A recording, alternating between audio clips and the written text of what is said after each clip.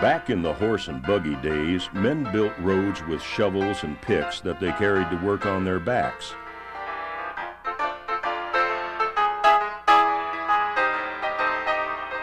I don't need to tell you that those days are long gone.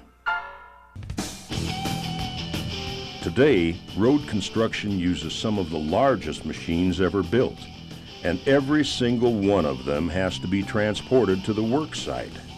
Graders, end loaders, excavators, dozers, scrapers, they all require special transportation and handling.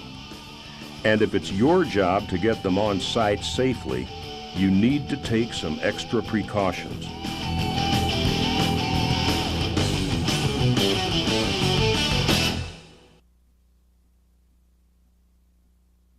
Each and every step of the way can be hazardous if you don't follow the safety rules. And believe me, nothing will spoil your day faster than having something like a D9 fall from the back of a truck. The first step in any move is to get the equipment loaded on the truck. Now you may think that's a pretty simple process, but when what you're moving is a 25-ton crane, it has to be done very carefully. To begin with, visibility on those big rigs can be pretty limited. The driver is going to be relying on you to make sure that it's lined up with the ramps. This is a ticklish business, and it doesn't pay to rush it. If you get it wrong and the machine starts to slip, well, you better be clear of the area because you're not going to stop it. As a big piece of gear starts up the ramp, its center of gravity is going to shift. This is probably the most dangerous part of the process. If it gets too far out of whack, that crane, that dozer, that excavator is going over, and there's not a power on earth that's going to stop it. That's why it's so important to make the loading area as level as possible. It pays to take a few extra minutes to get everything in the right position before you start. Where this really pays off is when you have a wide load on a narrow trailer. In this case, most of the weight will be hanging over the edge. It doesn't take much of a mistake to bring the whole thing crashing down. Of course, once you get the equipment on the truck, you have to make sure it'll stay there. Many states have rules about how equipment has to be secured for travel on public highways.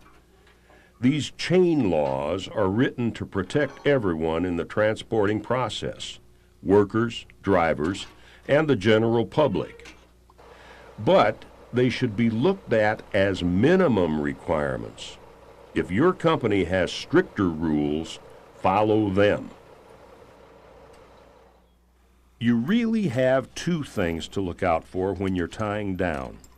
First of all, the load needs to be secure. Make sure those chains and straps are pulled tight. There's nothing scarier for a driver than to be going down the road and feel the load start to bounce around. But you also need to be sure that you don't damage the equipment. Stick a tie down through the wrong hole, and not only are you risking an accident, but the boss isn't going to be real happy if you tear up an expensive piece of gear. Once the load starts down the highway, a whole new set of potential problems comes into play.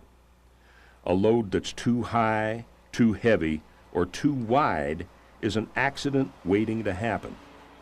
Of course, one of the first steps in planning a move is to lay out the route. Look for possible hazards. Before you can set off down the highway, you need a permit. And before one can be issued, somebody has to check the route and make sure that the equipment can get safely to its destination. You don't want to find an overpass that's an inch shorter than the height of your load. The easy way is to measure it. The hard way is, well, kind of messy. And it isn't just low overheads you have to watch out for. Roads that are too narrow for your rig can cause all sorts of problems too. And you don't even want to think about what would happen if you try to take a 50-ton load over a 10-ton bridge. You'll be given a safe route. Stick to it. Learn where the height and weight restrictions are, so you can be especially alert in those areas. And don't try to save a little time by taking back roads and shortcuts. The risk is too great, and you don't want to have to answer the kinds of questions they'll be asking if you do have an accident. And just because you're the biggest thing on the road, don't think you're safe from other motorists. People will always take chances, sometimes without even thinking. You need to make sure that other drivers know that they need to be especially careful around you. That means you need proper signs on your rig, and maybe escort vehicles. If you do have an escort, don't follow too closely. The escort's job is not only to warn other drivers that you're coming, but also to alert you to unexpected hazards ahead. Give yourself plenty of room to stop if something's wrong.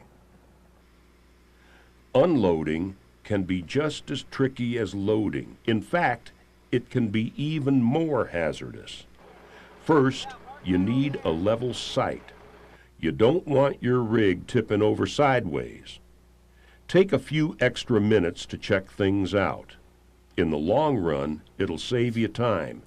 It might even save your life.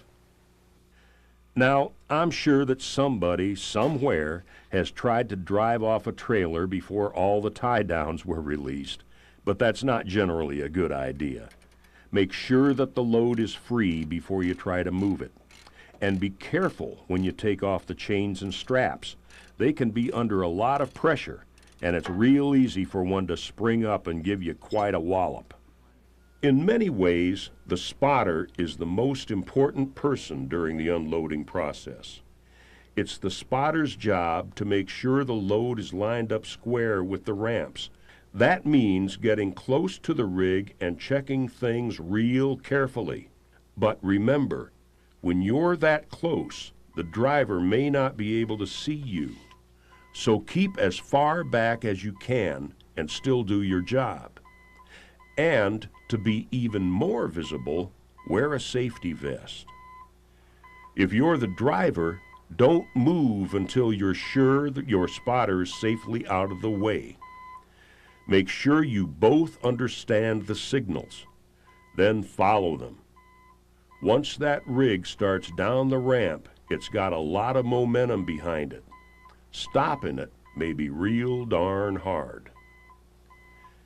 And it isn't just the spotter who has to be careful when you're unloading. Everyone on the job site needs to be on their toes. Once again, visibility is pretty limited.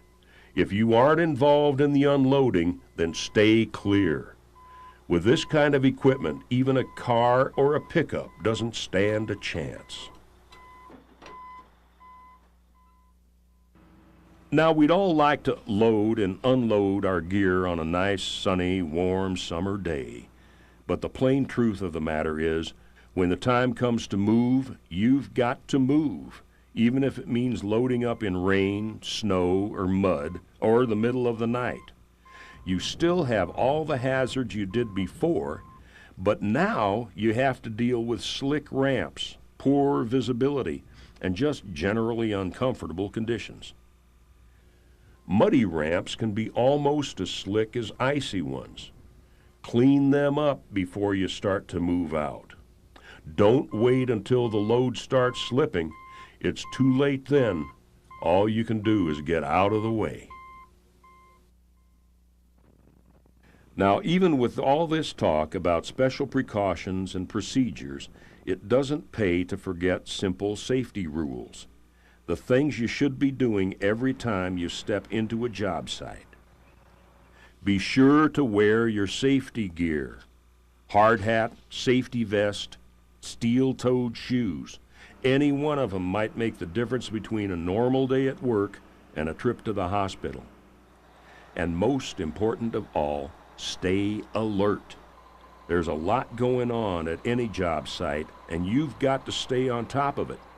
It doesn't matter if you're driving a big dozer up onto a truck or cleaning the ramps. You've got to look out for you. Construction is exciting work. There's always a lot happening, and you're working with some of the biggest machines ever made. And when the time comes to move these big rigs to a new job site, it's up to you to make sure it happens the way it should.